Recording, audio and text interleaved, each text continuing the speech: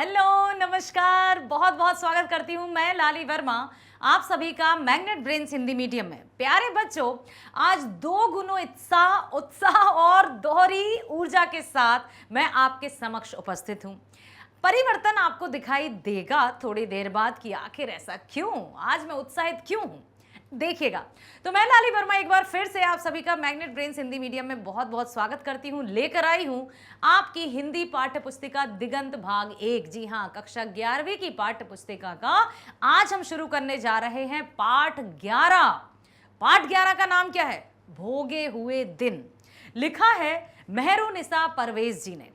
क्या बताया है इस पाठ में? भोगे हुए दिन के माध्यम से लेखिका क्या कहना चाहती हैं? सब कुछ, सारे प्रश्नों के जवाब आपको मिल जाएंगे। साथ ही साथ मैं उत्साहित क्यों हूं, एक्साइटेड क्यों हूं, ये भी आपको जवाब मिल जाएगा। चलो तो शुरू करते हैं। और सबसे पहले हम चलेंगे मेहरुनिसा परवेज जी के जीवन परिचय की ओर, जिन्होंने इस पाठ की रचना की है। कुछ अंतर समझ में आया? क्या अंतर समझ में आया? जी हाँ, बिल्कुल, सब कुछ अलग, सब कुछ नया सा। नाम है मेहरुनिसा परवेज। जन्म 10 दिसंबर 1944। मेहरुनिसा परवेज जी का जन्म हुआ 10 दिसंबर 1944।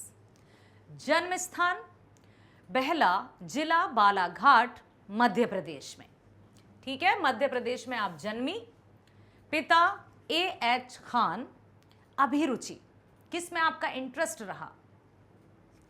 सामाजिक सक्रियता, बस्तर के आदिवासियों और शोषित दलित जातियों समुदायों की बेहतरी के लिए लेखन तथा अन्य गतिविधियों द्वारा विशेष सक्रियता आपने दिखाई। किसके प्रति रचनाएं लिखी बेटा? उन लोगों के प्रति मेहरुनिसा परवेज जी ने रचनाएं की हैं जो दलित हैं, जो शोषित हैं, जो समाज में उपेक्षित वर्ग कहे जाते हैं, जिनकी तरफ सामान्य वर्ग देखना तक नहीं चाहता। ऐसे लोगों के या ऐसे लोगों का समाज में एक स्थान दिलाने के लिए लेखिका ने उन पर रचनाएं की। मध्य प्रदेश की बोलियां जैसे हल्बी, बुंदेलखंडी, छत्तीसगढ़ी, मालवी आदि का अच्छा ज्ञान भी है। तो हम ये कह सकते हैं कि मेहरुनिसा परवेज जी को कई बोलियों का भी अच्छा ज्ञान है, जैसे हल्बी, बुंदेलखंडी, छत्तीसगढ़ी, मालवी आदि का अच्छा ज्ञान। ठीक है, और क्या है देखिए, गतिविधियां। सन 1995 में चरारे शरीफ में हिंसा के समय गांधी शांति मिशन की सांप्रदायिक सद्भाव यात्रा में कश्मीर भी गईं, कि न केवल लेखन कार्य में ही अपने आप को व्यस्त रखा, बल्कि सामाजिक हित के लिए भी आपने कार्य किए, योगदान दिया। लंदन, फ्रांस, रूस आदि की साहित्यिक सामाजिक सद्भाव यात्राएं और सम्मेलनों में सहभागिता भी जताई। सम्मान, कोरजा उपन्यास पर मध्य प्रदेश सरकार का अखिल भारतीय महाराजा वीर सिंह जुदेव राष्ट्रीय पुरस्कार, इसी उपन्यास पर उत्तर प्रदेश हिंदी संस्थान का साहित्य भूषण सम्मान, 1995 में लंदन में आयोजित विश्व हिंदी सम्मेलन में विशिष्ट सम्मान। 1995 में हुआ था लंदन में विश्व हिंदी सम्मेलन, जिसमें आपको विशिष्ट सम्मान प्राप्त हुआ। 2003 में भारत भाषा भूषण सम्मान, 2003 में समरलोक के संपादन के लिए श्री रामेश्वर गुरु पुरस्कार से पुरस्कृत। साथ ही साथ 2005 में भारत के राष्ट्रपति द्वारा पद्मश्री अलंकरण आदि। क्या बात है! जैसा नाम वैसे गुण, यथा नाम तथा गुण। इतनी सारी उपलब्धियों के साथ आज हम लेकर आए हैं आपकी पाठ्य पुस्तक की रचना भोगे हुए दिन, जो कि लेखिका द्वारा लिखी गई है। संपादन भी किया है आपने। समरलोक त्रैमासिक पत्रिका, फिल्म निर्माण, क्या बात है, लाजो बिटिया टेलीफिल्म तथा स्वतंत्रता संग्राम पर वीरांगना रानी अवंतीबाई नामक धारावाहिक का निर्माण एवं निर्देशन तो फिल्म निर्माण और निर्देशन में भी आपने बखूबी भूमिका निभाई। जूठन तथा सोने का बेसर कहानियों पर दूरदर्शन धारावाहिक भी बने। प्रमुख कृतियां याद रखिएगा, मेहरुनिसा परवेज जी ने अनेकों कृतियां लिखी हैं, जिनमें से उनकी कुछ प्रमुख कृतियां आपके समक्ष हैं। आंखों की दहलीज, उसका घर, कोरजा, अकेला पलाश, सम्रांगण, पासंग आदि उपन्यास। आदम और हवा, जिसको प्रथम पुरुष और नारी कहा जाता है। टहनियों पर धूप, गलत पुरुष, फाल्गुनी, अंतिम चढ़ाई, सोने का बेसर, अयोध्या से वापसी, ढहता कुतुब मीनार, रिश्ते, कोई नहीं, अम्मा, समर, लाल गुलाब, मेरी बस्तर की कहानियां आदि ये मेहरुनिसा जी की कहानी संग्रह है। ठीक है, अब हम चलते हैं पाठ की ओर, जिसका शीर्षक है भोगे हुए दिन। आशा ये मैं करती हूं आपसे, इतनी उम्मीद तो कर सकती हूं कि भोगे हुए दिन का अर्थ आप जरूर समझते होंगे। भोगे हुए दिन मतलब जो हम भोग चुके हैं, जो दिन बीत चुके हैं, हमारा अतीत जो हमने अनुभव कर लिया है, जिनसे हम अनुभूतित हैं। ठीक है, तो भोगे हुए दिन में क्या बताया होगा मेहरुनिसा जी ने, कुछ थोड़ा सा अनुमान लगाइए। क्या उन्होंने कुछ ऐसे अपने अनुभवों को हमारे साथ साझा किया है? हाँ, जैसे हम अपने बड़ों की कहते हैं ना, हमें बड़ों की आज्ञा का पालन करना चाहिए या उनकी बात मानना चाहिए। जो भी हमें वे सलाह देते हैं उसको सुनना अवश्य चाहिए। तुरंत ये नहीं कह रहे आप रहने दीजिए, आप नए ज़माने के लोग हैं, आपको कुछ नहीं पता। बहुत से बच्चे कुछ इस तरह का रिएक्शन दे देते हैं, कुछ ऐसी प्रतिक्रिया कर लेते हैं कि आप तो रहने दीजिए, वो ज़माना कुछ और था, अब का ज़माना कुछ और है। लेकिन जितने हम अनुभवी लोगों के साथ रहेंगे, उनके अपने अनुभवों को जानेंगे, सुनेंगे, समझेंगे और उसका जो भी है पूरा मंथन करके उसी आधार पर यदि हम अपना जीवन जिएंगे ना बेटा, तो सच में हम कभी मुंह की नहीं खाएंगे, कभी हमें यथार्थ आंधियों के थपेड़े नहीं पड़ेंगे। यथार्थ आंधियों के थपेड़े मतलब जो वास्तविकता से हम बिना सोचे समझे जो कार्य करते हैं, फिर हमें पछतावा होता है। बिना विचारे जो करे सो पाछे पछताए। तो यहां पर भोगे हुए दिन देखिए, चलते हैं हम। भोगे हुए दिन का बासी पहर अब भी बचा था। बदली से सूरज के ढके होने के कारण शाम का धोखा हो रहा था। बदली, बादल छाए हुए हैं, तो कभी कभी जैसे मान लो घड़ी में 3 बजे हैं या 4 बजे हैं और बादल छा जाए तो ऐसा लगता है ना, अरे शाम हो गई। तांगा गली के मोड़ पर बने एक पुराने घर के सामने रुका। तांगा तो आप जानते हैं, जिसमें घोड़ा जुता रहता है। तांगे में बैठे बैठे ही मैंने शांदा साहब को पहचान लिया। शांदा साहब जो लेखिका के लिए वह नीम के पेड़ के नीचे कुर्सी पर बैठे थे। लेखिका तांगे से गुजर रही थी और वहां उन्होंने देखा कि शांदा साहब बैठे हैं, तो उन्होंने पहचान लिया। मुझे देखते ही उनका बूढ़ा शरीर प्रसन्नता से खिल उठा। वह एकदम मेरी तरह बढ़े और मुझसे लिपट गए। देखो बेटा, बूढ़ा शरीर यहाँ लिखा है, फिर एकदम मेरी तरह बढ़े, मुझसे लिपट गए।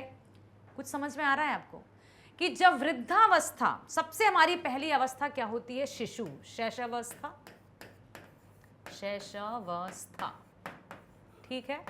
फिर हमारी आती है बाल्यावस्था, बाल्यावस्था। फिर आती है हमारी किशोर अवस्था, किशोरावस्था। फिर आती है हमारी युवावस्था, युवावस्था। और फिर यदि हम चलें तो इसके बाद भी आएगी प्रौढ़ावस्था, प्रौढ़ अवस्था, प्रौढ़ावस्था। और उसके बाद आती है हमारी वृद्धावस्था, वृद्धावस्था, ठीक है। अब ये जो स्टेज है 1 2 3 4 5 6, एक और है हमारी शिशु, बाल, किशोर, युवा, प्रौढ़, वृद्धा। ठीक है, किशोर हो गए, बच्चे थे, शिशु थे, फिर बच्चे हुए, थोड़े से हम बड़े हो गए, किशोर अवस्था आ गए, फिर हम युवक हुए, फिर प्रौढ़ अवस्था आई, फिर वृद्धावस्था आई और लास्ट में हम चले गए। तो इन अवस्थाओं से गुजरते हुए सबसे जब हम छोटे से होते हैं, शिशु होते हैं, तो सब हमसे बहुत प्रेम करते हैं। छोटा बच्चा सबको प्यारा होता है, लालन पालन किया जाता है माता पिता द्वारा, एक एक चीज़ का ध्यान रखा जाता है। चेहरे की मासूमियत और हाव भाव देखकर माता पिता समझ जाते हैं आपको क्या चाहिए, क्या पसंद है, क्या नापसंद है। लेकिन जैसे जैसे आगे बढ़ते जाते हैं, स्टेज में पहुंच जाते हैं वृद्धावस्था पर, और जब हमारी संतान, हमारी बड़े बच्चे जो हैं बड़े हो जाते हैं, तो बूढ़ों से या बुजुर्गों से एकदम कट जाते हैं, उनकी तरफ ध्यान नहीं देते हैं, उनको एकाकीपन महसूस होता है और अकेलापन महसूस उन्हें खाता है। अकेलापन उन्हें खाता है मतलब वे बहुत दुखी रहने लगते हैं। तो यहाँ ये मैं क्यों बता रही हूँ कि देखिए, लेखिका ने स्पष्ट किया है कि शांदा साहब को पहचान लिया। शांदा साहब एक बहुत ही अति बुजुर्ग व्यक्ति हैं जो बेचारे बैठे रहते हैं। अब जैसे ही उन्होंने लेखिका को देखा, वे उनकी ओर आगे बढ़े और उनसे लिपट गए। उनको चाहिए, बड़े बुजुर्गों को चाहिए कि उनके साथ बैठकर कोई 2 पल गुजारे, उनसे बातें करे, उनके अनुभव जाने। तो कभी भी अपने बड़े बुजुर्गों को अकेला मत छोड़ना। तो बरखुरदार इस बूढ़े की याद आ ही गई। उनका चेहरा प्रसन्नता से भरा था। वह एकदम पलटे और आवाज दी, अरे बेटा जावेद, आओ तो। अब उनके बेटे का नाम था जावेद। ठीक है, उसके बाद क्या हुआ? दरवाजे पर टंगा पर्दा हिला और एक 10 साल का लड़का बाहर आया। देखो बेटा, यह सूटकेस मेरे कमरे में रख दो। तांगे वाले के जाते ही हम आगे बढ़े। सामने लकड़ियों का ढेर पड़ा था और एक आम के पेड़ के नीचे बड़ा सा तराजू लटक रहा था। तराजू के पास एक 8 साल की लड़की बैठी थी जिसने बहुत गंदे से कपड़े पहन रखे थे। अब देखो, आम का पेड़ है, उस पर तराजू है, तराजू के बगल में एक लड़की बैठी हुई है और लेखिका ने स्पष्ट किया है कि वो जो लड़की बैठी है उसने बहुत गंदे कपड़े पहन रखे थे। अब उन गंदे कपड़ों के पीछे क्या वजह थी? क्या कोई शौक से गंदे कपड़े पहनता है? किसी को मजा आता है कि चलो भाई आज तो हम गंदे कपड़े पहनेंगे, या कुछ मजबूरी, गरीबी, निर्धनता के कारण ना तो 2 वक्त का निवाला ही प्राप्त हो पाता है और ना ही तन ढकने के लिए सही से वस्त्र या कपड़े ही मिल पाते हैं।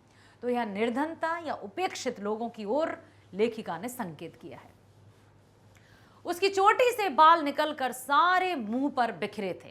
कहने का तात्पर्य कि उसका हुलिया, उसका रहन सहन का तरीका भी एकदम सिस्टमैटिक नहीं था, व्यवस्थित नहीं था। इतने पर भी वह सुंदर लग रही थी। भले ही उसने गंदे, मैले, कुचैले कपड़े पहने हुए थे, भले ही उसने कंघी या अपने बालों को व्यवस्थित नहीं कर रखा था, लेकिन बावजूद इसके बड़ी सुंदर लग रही थी।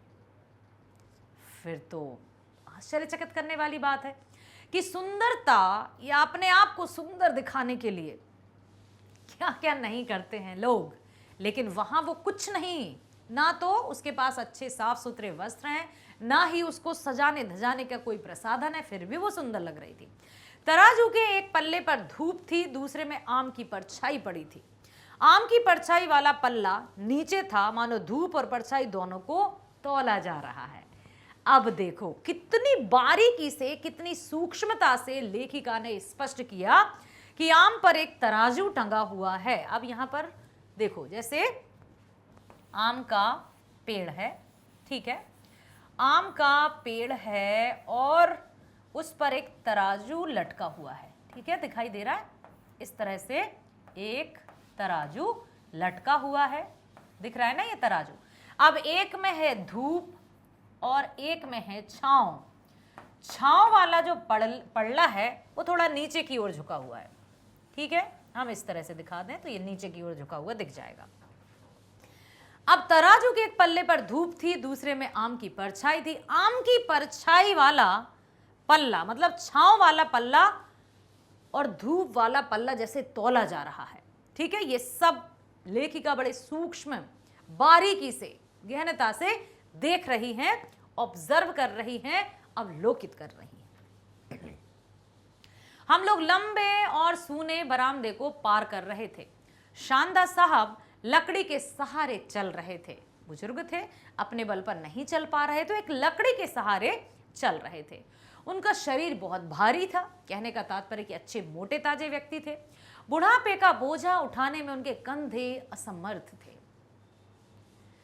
बुढ़ापा कहते ना कि अब हमारे कंधे इतना बोझ नहीं उठा सकते, तो बच्चों तुमको अब आगे की जिम्मेदारी अपने मजबूत कंधों पर लेनी है। अब क्या हुआ, दालान का सीमेंट बहुत पुराना था और जगह जगह से उखड़ा हुआ था। जहां पर वे रहते थे, दालान मतलब जिसको हम बरांडा टाइप कहते हैं, ठीक है, तो उसका जो सीमेंट था वो उखड़ा सा था, मतलब सही नहीं था। घर की स्थिति भी उतनी सुंदर नहीं थी। पूरे मकान को एक अजीब तरह की उदासी ने घेर रखा था। मकान कहा है यहां पर, घर नहीं कहा है। घर बनता है रिश्तों से, खुशियों से, एक दूसरे के साथ से, वैसे ही जैसे अक्सर मुसलमानों के पुराने घरों में होती है। कैसी उदासी। और साथ ही साथ उन्होंने ये भी लिखा है कि ऐसी उदासी जो अक्सर मुसलमानों के पुराने घरों में होती है। लेखिका स्वयं भी इस्लाम धर्म की थी और उन्होंने ये लिखा है, कमरे में जाते ही सामने के दरवाजे से आंगन का पूरा भाग सामने आ गया। जैसे ही कमरे में उन्होंने प्रवेश किया, आंगन का पूरा भाग उनके सामने। कुएं के पास एक बूढ़ी औरत कपड़े धो रही थी। कुआं भी था, गांव, कुआं, वृक्ष, लताएं, तराजू, ये सब समझिए। आम के पेड़ के नीचे एक लड़की थी जो बड़ी मतलब अच्छी दिख रही थी, लेकिन मैले कुचैले कपड़े पहने थे। अब कुआं है, कुआं के पास एक बूढ़ी औरत कपड़े धो रही थी। मुझे समझते देर नहीं लगी कि यह शानदा साहब की पत्नी है। तपाक से मैंने सलाम किया। समझ गई कि ये बूढ़ी बुजुर्ग महिला अवश्य ही शानदा साहब की पत्नी है, तो लेखिका ने उनको सलाम किया। ठीक है, अब क्या होता है, सलाम के बाद मुझे देखते ही वह घबरा सी गई, सहम सी गई कि अचानक कौन है ये। बिना कुछ कहे बावची खाने की तरफ बढ़ गई। बावची खाना वो वहीं लकड़ी की जाफरी का बना हुआ था। शानदा साहब मुस्कुराया, अरे बेगम, ये तो अपना जगदलपुर वाला शमीम है जहां पिछली गर्मियों में मैं मुशायरे में गया था। ओके, पर वह नहीं निकली। कमरा छोटा सा था। इतना कहने के बाद भी वे सामने नहीं आई। इस कमरे से लगा एक और कमरा था और उसकी दाहिनी ओर एक और कमरा था। वहीं लकड़ी की सीढ़ी ऊपर को गई थी। पहले इस तरह से जैसे हम देखते हैं ना, अब सीढ़ियां बन रही हैं। पहले लकड़ी की सीढ़ी, जिसको नसेनी भी कहा जाता है, यदि कुछ बना हुआ है तो इस तरह से घर के ऊपर जाने के लिए इस तरह की सीढ़ियों का प्रयोग किया जाता था। यह कमरा शानदा साहब का था। कमरे के बड़े भाग को तख्त घेरे हुए था। तख्त आप जानते हैं, लकड़ी के पट्टों से बना रहता है, जैसे खाट या खटिया से भी आप परिचित होंगे।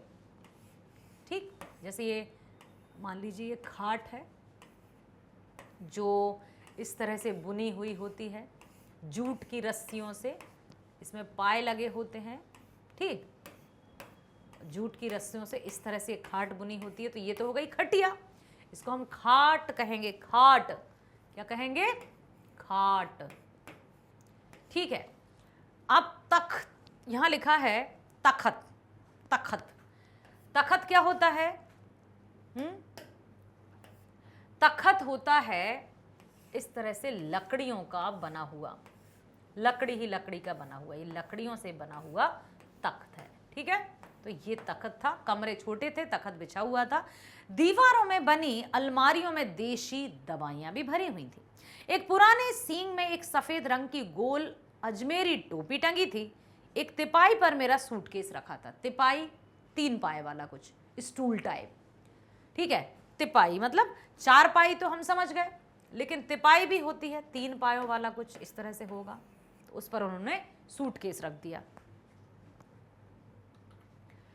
शानदा साहब बाहर चले गए थे। सूटकेस से मैंने अपने कपड़े निकाल लिए और मुंह धोने किधर जाऊं सोच ही रहा था कि जावेद आया। चलिए गुसल खाना उधर है। गुसल खाना मतलब बाथरूम, ठीक है, वॉशरूम, स्नान गृह।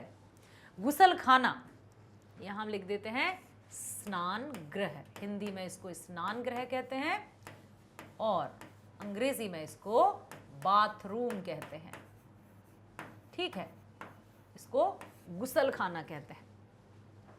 मैं जावेद के दिखाए टट्टे के बने बाथरूम में चला गया। टट्टे मतलब इस तरह से कुछ घास फूस लकड़ियों से बना हुआ, पक्का कुछ नहीं था, जहां खड़े रहने पर आधा शरीर बाहर दिखता था। मैंने देखा पीछे दालान सूनी है, कुएं के पास टमाटर के कुछ पौधे भी लगे हैं जिनमें कच्चे कच्चे टमाटर लटक रहे थे। बाथरूम का पानी एक कच्ची नाली से दीवार के पार जा रहा था, जहां शायद दो तीन बतखें पानी पी रही थी। उनकी मोटी और भद्दी आवाज आ रही थी। पूरा उन्होंने वर्णन किया है कि जहां पर वे गए, जिसको उन्होंने स्नान गृह की संज्ञा दी है, वो इतना था कि बाहर दिखता था, उनका खड़े होने पर आधा शरीर बाहर दिख रहा था। ये सब वहां का वर्णन है। मैं वापस कमरे में आया तो एकदम सामने से शानदार साहब आते दिखे। उनके एक हाथ में 8 आने वाली गुलाब छाप चाय की पुड़िया थी। मुझे देखते हुए पाकर वह झेपे, फिर जल्दी से अंदर चले गए। चाय की पुड़िया लेने गए होंगे, वो चाय की पैकेट लेने गए होंगे, ठीक है।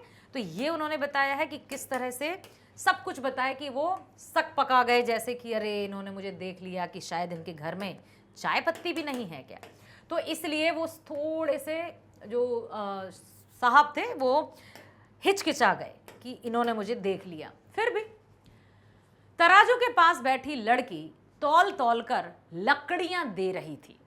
लकड़ियों के ढेर पर चढ़े बकरी के छोटे छोटे बच्चे दौड़ रहे थे। मुझे घर के घुटे घुटे वातावरण से अजीब सा लग रहा था। ऐसा वातावरण संभवतः कहीं ना देखा हो। जावेद मेरे सामने से निकला और लकड़ी के पास गया। सोफिया 8 आने दे, नानी बोली है। अब समझ में आया, नानी शानदार साहब की पत्नी। और क्यों? लड़की ने अपनी जेब को कसकर पकड़ लिया ताकि जावेद जोर जबरदस्ती से पैसे ना ले सके। अब उनके घर में आए हैं कोई मेहमान और घर की स्थिति इतनी दयनीय कि बड़ा अजीब सा महसूस हो रहा है कथाकार को, कथावाचक को। कमरूल खाला के यहां से 2 अंडे लाना है। खाला मतलब मौसी, उर्दू में खाला मौसी, जैसे हिंदी में मौसी होती है ना, मासी जिसको कहते हैं, मासी भी कहते हैं, ठीक है, तो उर्दू में कहते हैं खाला। कमरून खाला के यहां से 2 अंडे लाना है। शाम की तरकारी के लिए जल्दी दे।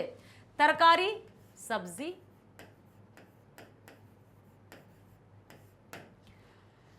लड़की ने जेब से 8 आने निकालकर दे दिए। जावेद चला गया। मैं लड़की के पास आ गया। गली में काफी चहल पहल थी। घर के सामने औरतें, आदमी बैठे बीड़ी बना रहे हैं, बीड़ी पी नहीं रहे हैं, ठीक है। महाराष्ट्र में बीड़ी के काम से काफी लोग घर बैठे कमा लेते हैं। यह एक ऐसा धंधा है कि अच्छे अच्छे घर की औरतें पैसों की तंगी से घर में बीड़ी बनाती हैं। महाराष्ट्र में यह धंधा जितना अधिक है उतना कहीं नहीं। बीड़ी के कटे हुए पत्तों का ढेर जहां तहां पड़ा था और बीड़ी बनती है तेंदू के पत्तों से। तेंदू एक वृक्ष होता है जिसमें पत्ते तेंदू के पत्तों से बनाई जाती हैं, ठीक है, पत्तों से बनती हैं बीड़ी। तो अब आप ये याद रखिएगा कि महाराष्ट्र में बीड़ी का धंधा बड़े जोर शोर से चलता था उस समय। अब आप मुझे ये बताएंगे पता करके कमेंट सेक्शन में कि आज यदि वर्तमान की स्थिति से देखा जाए तो क्या महाराष्ट्र में आज भी बीड़ी का धंधा उतना ही जोर शोर से चलता है? आज भी घर घर में बीड़ियां बनाई जाती हैं? बताना, ठीक है। शानदार साहब की एक ही विधवा लड़की है जो पति के मरने के बाद उन्हीं के पास अपने 2 बच्चों के साथ रहती है। एक बच्चा जावेद, दूसरी वो लड़की जो बेचारी लकड़ियां बेचती है। उनकी लड़की प्राइमरी उर्दू स्कूल में टीचर है। उसी लड़की के ये दोनों बच्चे हैं। लड़की मुझे पास खड़ा देख शर्मा रही थी। मैं एकदम उसके पास चला गया। वह मुंह में फ्रॉक दबाकर हंसने लगी। क्या नाम है? उत्तर दिया सोफिया। बड़ा प्यारा नाम है, कितनी बिक्री हुई? अब पूछा कि कितनी बिक्री हुई। सोफिया झेप कर नीचे देखने लगी। पढ़ती नहीं हो? कहने का तात्पर्य क्या स्कूल नहीं जाती हो? अम्मी घर में पढ़ा देती हैं। अम्मी मतलब मम्मी या माँ। और जावेद, वह जाता है, तीसरी में पढ़ता है।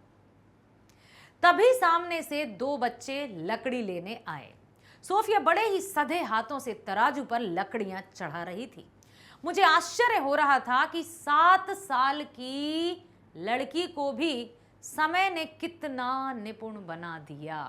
हाय ये गरीबी, निर्धनता से छोटे बच्चे अपना बचपना जीते ही नहीं हैं, उम्र से पहले वो बड़े हो जाते हैं और उनमें इतना ये सब आ गया। आश्चर्य हो रहा है।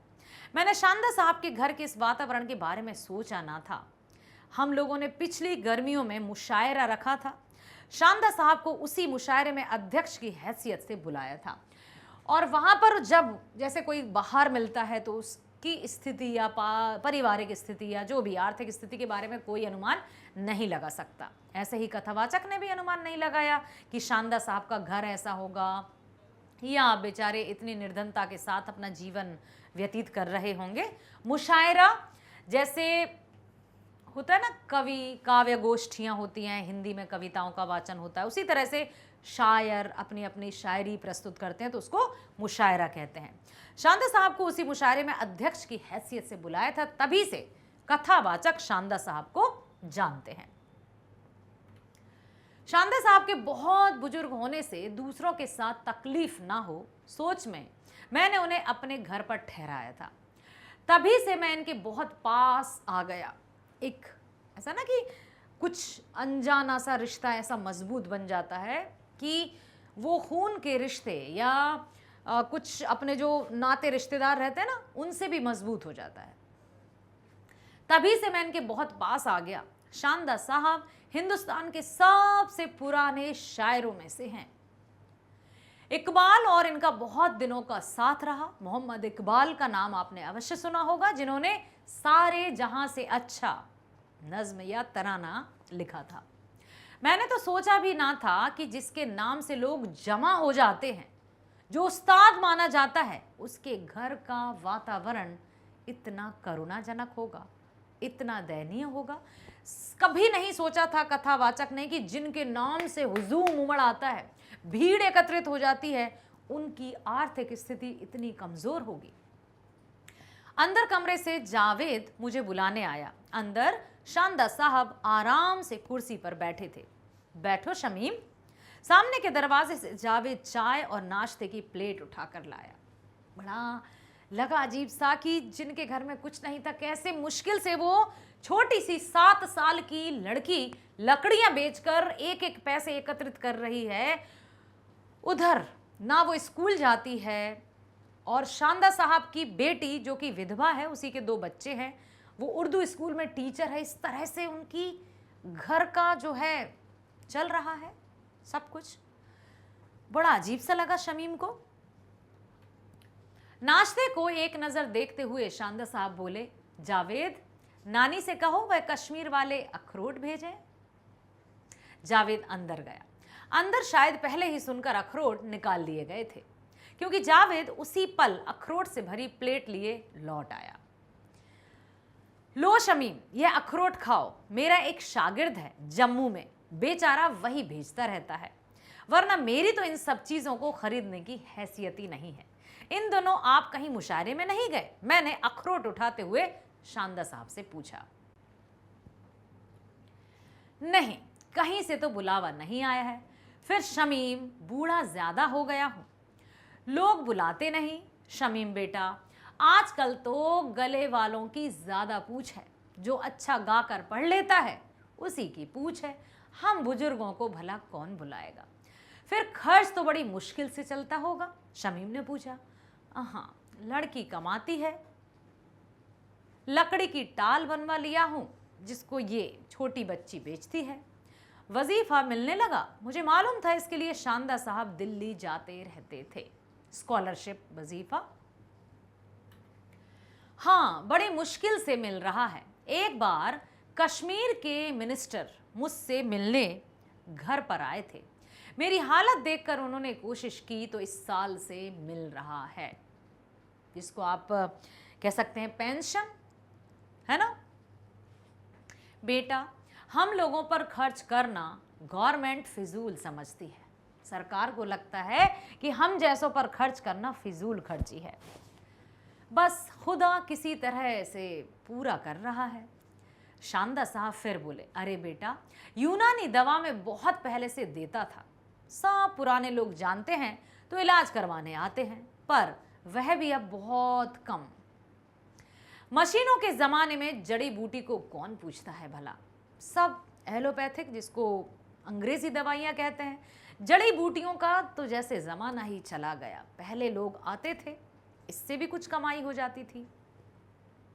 दोपहर को शानदा साहब की लड़की फातिमा स्कूल से लौट आई। सूखा सूखा मास्टरनियों का सा चेहरा, उसके हाथ में लाल गुलाब के 3 फूल थे, जिन्हें उसने आते ही गुलदान में लगा दिया।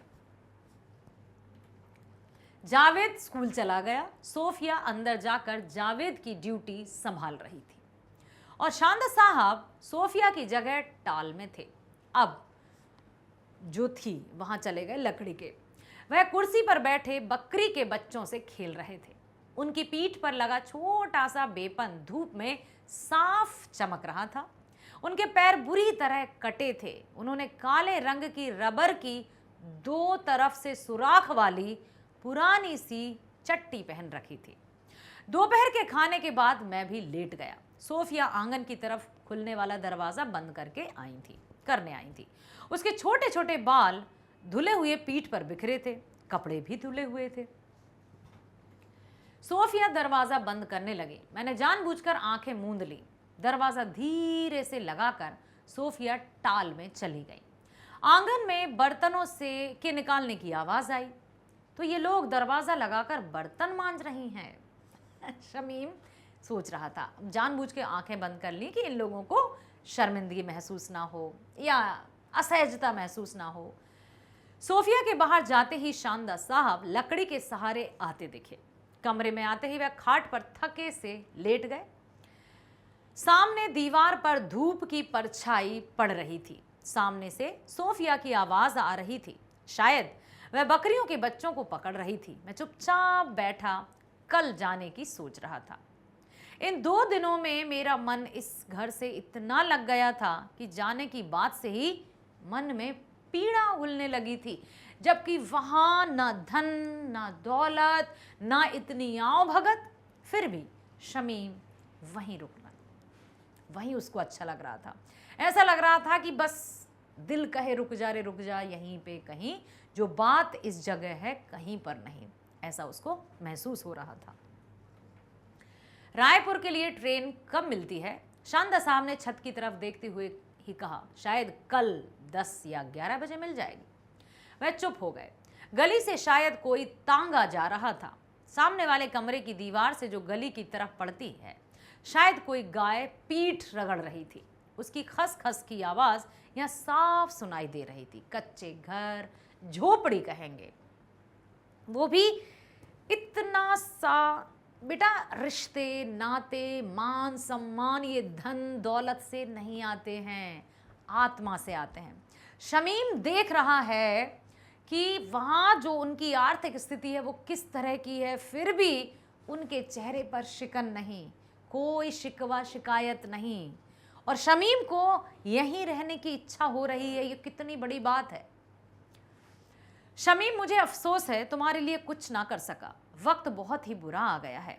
वक्त के साथ कमाई के जरिए कम हो गए हैं और महंगाई दुगनी हो गई है। हम लोग तो और भी नंगे हो गए, कहने का मतलब गरीब हो गए हैं। बेटा, मैंने अपनी इन आंखों से 2 दौर देखे हैं। एक दौर वो था जब बड़ी पूछ हुआ करती थी, बड़ा नाम रुतबा शोहरत इज्जत सब हुआ करती थी, और आज वर्तमान में ये स्थिति कि मैं बड़ा शर्मिंदा हूँ। इस तरह से कहा। एक वक्त एक वह वक्त जब मेरे नाम से दूर दूर से लोग आते थे, एक एक शेर के हजारों बार पढ़वाया जाता था। रेडियो वाले मेरा प्रोग्राम रिकॉर्ड करने दौड़ते थे। दिल्ली और मुंबई के लोग मेरे पीछे पागल से थे। दूसरा वक्त अब देख रहा हूं, यही लोग जो मेरे दीवाने थे अब मुझे भूल ही गए हैं, कुछ नहीं पता। दिल्ली मुंबई की तो छोड़ दो, खुद नागपुर में मुशायरे होते हैं तो मुझे बुलाया नहीं जाता। इस तरह से शानदार साहब शमीम के समक्ष अपने अनुभव प्रस्तुत कर रहे हैं। अब तो सिर्फ पुराने 2-4 लोग हैं जो मुझे शायर के नाम से जानते हैं, वरना यह नई नस्ल, नस्ल मतलब पीढ़ी, जनरेशन, ठीक, पीढ़ी, तो मेरा नाम तक नहीं जानती। शानदार साहब चुप हो गए।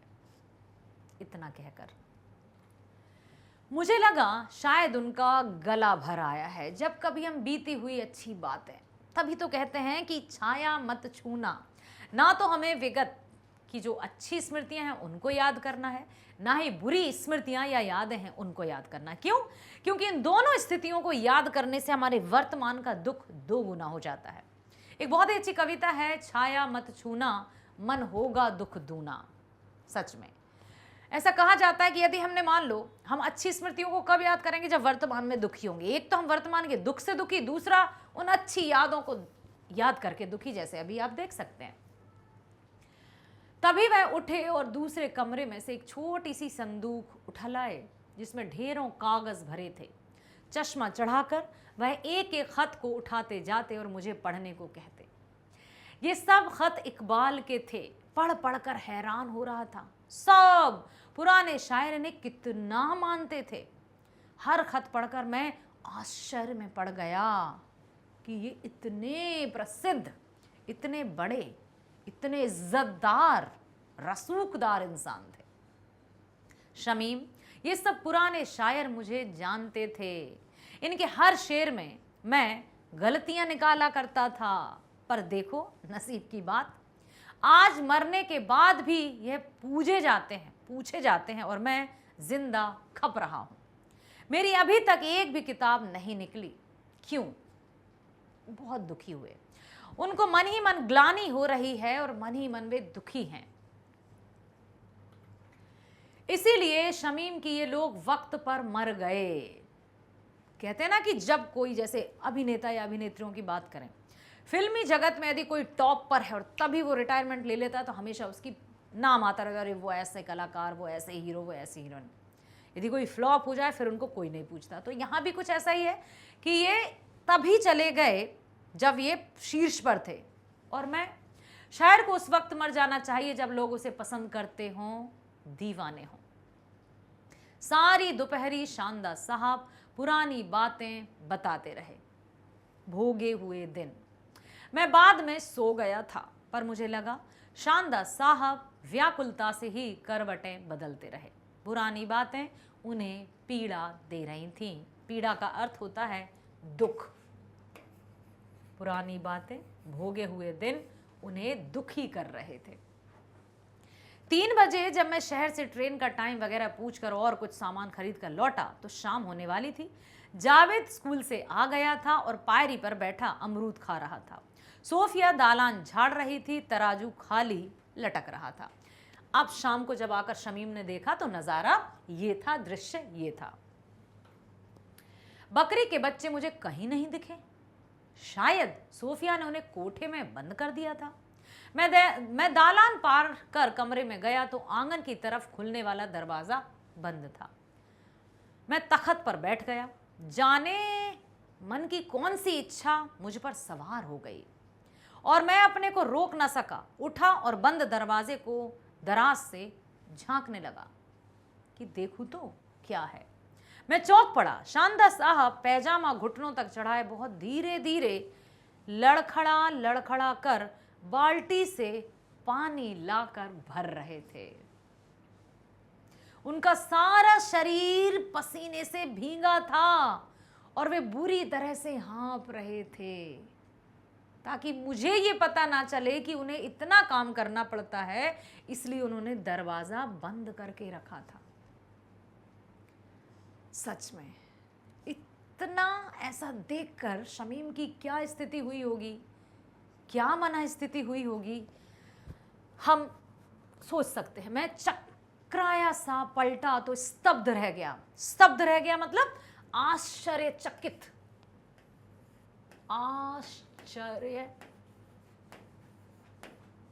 चकित, स्तब्ध, जैसे हम अंग्रेजी में कहते हैं ना, मतलब शॉक्ड, पूरी तरह से चकित रह गया। मेरे पीछे झाड़ू लिए भयभीत सोफिया खड़ी थी। उस 7 साल की बच्ची की उन आंखों में मैंने बहुत सारी बातें पढ़ ली। मैं एकदम घबरा गया और जल्दी से बाहर आ गया। जावेद लकड़ियां तौल रहा था। मैं वहीं पड़ी कुर्सी पर बैठ गया। तभी बाहर के दरवाजे से उसकी मां आई और जावेद को पुकारकर छाता और पर्स देकर उल्टे पांव वापस चली गई। मैंने प्रश्न सूचक दृष्टि से जावेद की ओर देखा। फिर क्या? मामू जान, अम्मा स्कूल से रोज ऐसे ही लौटकर बिना घर में घुसे ट्यूशन पढ़ाने चली जाती है। स्कूल आती है, स्कूल से घर आती है, जो भी स्कूल का सामान है वो दे जाती है, फिर ट्यूशन पढ़ाने चली जाती है। अब वह रात को 9 बजे लौटेंगी, तब खाना खाएंगी। अम्मा को लेने रोज मैं यहां से जाता हूं। मुझे अजीब सा लग रहा था कि क्या है ये। मन में प्रसन्नता भी हो रही थी कि इस घर का हर एक प्राणी एक एक क्षण को जीना जानता है। कोई किसी के सिर पर कुछ थोपता नहीं है। सब अपनी अपनी जिम्मेदारियों को बखूबी निभाते हैं। जावेद अंदर चला गया। लौटा तो गेहूं का पीपा उठाए आया। वह गेहूं पिसाने चक्की पर जा रहा था। पीपा जानते हो आप, टिन का इस तरह से होता है, देखा होगा शायद, बाल्टी ना समझिए इसको, यहाँ उसमें लगा रहता है तो इसको खोल के सामान वगैरह रखते हैं। अब वो गेहूं पिसाने जा रहा है क्योंकि आटा खत्म हो गया होगा। जावेद जा रहा था। मेरे जाने के समय जावेद विदाई लेने रुका, पर जब स्कूल को देर होने लगी तो मुझसे हाथ मिलाकर चला गया। सोफिया बाल बिखराए हुए तराजू के पास बैठी बकरी के बच्चे को निहार रही थी। शानदार साहब विदा देते समय दुखी से लगे, शायद अपनी हालत पर या मेरे जाने पर। तांगा जब आगे बढ़ने लगा तो मुझे तराजू और उसके पास बैठी सोफिया दिख रही थी और मैं सोच रहा था, अगर आज इकबाल होते तो क्या करते? रचना, एक और रचना, एक और शायरी, और जो भी उनके मन में आया। तो बेटा, भोगे हुए वो दिन, बीते हुए वो दिन, किसका जीवन किस तरह से गुजर रहा है, हमें तभी तो हम कहते हैं कभी किसी के साथ रुतबे को देखकर व्यवहार मत करो। सभी के साथ सम्मान पूर्वक, प्रेम पूर्वक व्यवहार करो। क्या पता कौन सा इंसान किस दुख से गुजर रहा है और आपकी मीठी बोली सुनकर उसके मन को पल भर को सुकून मिले, कितना बड़ा हमारे लिए अच्छी बात होगी। तो प्यारे विद्यार्थियों, बने रहो हमारे साथ मैग्नेट ब्रेन्स पर। मिलते हैं नेक्स्ट वीडियो में। स्वस्थ रहिए, खुश रहिए। जय हिंद।